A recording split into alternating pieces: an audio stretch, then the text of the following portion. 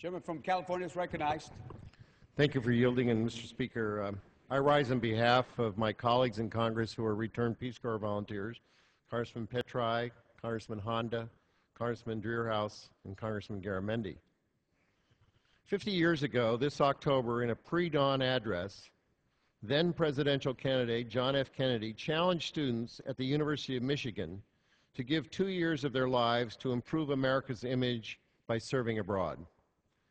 This impromptu extortion ultimately set the stage for Peace Corps, redefined U.S. global engagement, and elevated American morale standards. The idea ignited public imagination, and executive branch initiated the program rapidly. Losing no time, President Kennedy ordered Sergeant Shriver to do a feasibility study. Sergeant Shriver said at the time, "We received more letters from people offering to work in or volunteer for the Peace Corps, which did not even exist, than all other existing federal agencies." I was one of those early recruits who found in the Peace Corps an avenue for national service.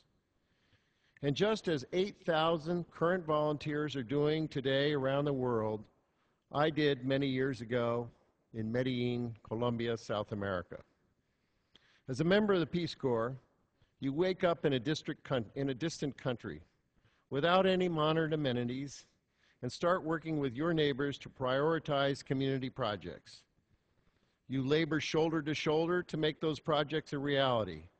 And in the process, you build hope and understanding and demonstrate American generosity. The understanding is a two-way street. When I was in Colombia, I learned as much as I taught. I took away as much as I gave. When I was in Colombia, my mother passed away from cancer. My father brought my two sisters to visit me to have a family reunion. My youngest sister, Nancy, 17 years old, a junior in high school, was killed in an accident. She was thrown from a horse. Her death was avoidable. Better health care, a better hospital could have saved her.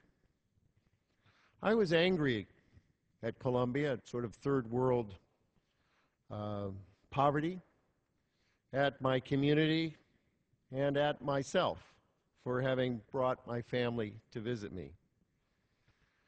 I stuck with it, though, and over time, with the reflection, I came to terms with my anger. It was not Colombia. It was not Colombian doctors who flew hundreds of miles in the middle of the night to try to save her. It was not my community in Colombia.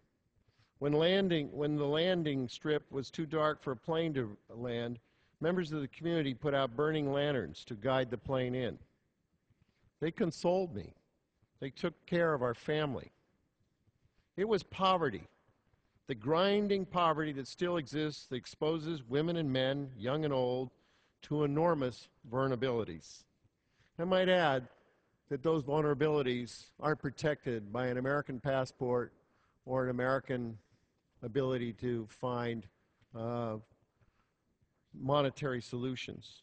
If you're stuck in an underserved, poverty part of the world with a crisis in front of you, you have to deal with the tools at hand. I'm committed then, at that moment and through my life, to work to end the culture of poverty. My life was changed. It was the Peace Corps that changed me.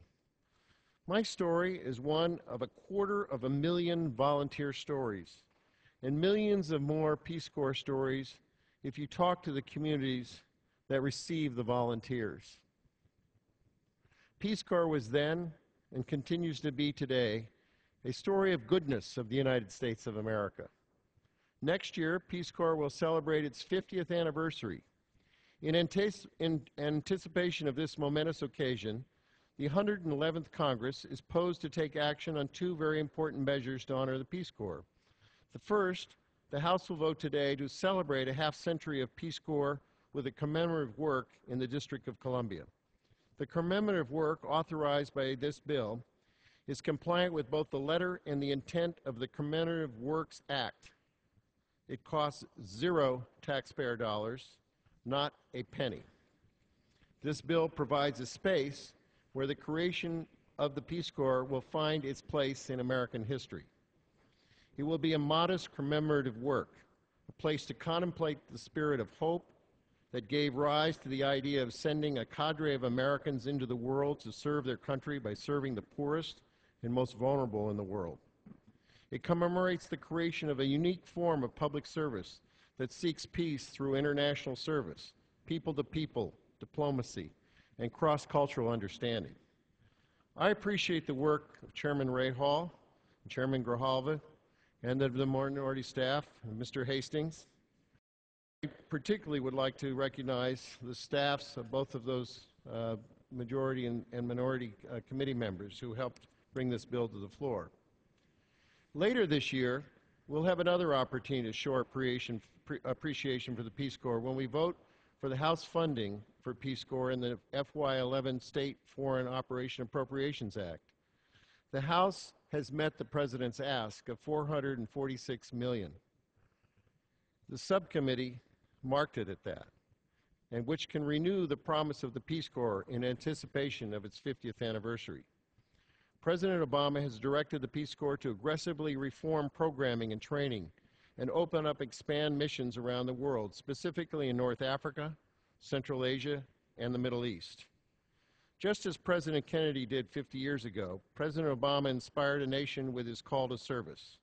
He has redefined the way the United States engages with the world, emphasizing direct communication and people-to-people diplomacy. Peace Corps represents those ideals at a time when diplomacy is a global imperative.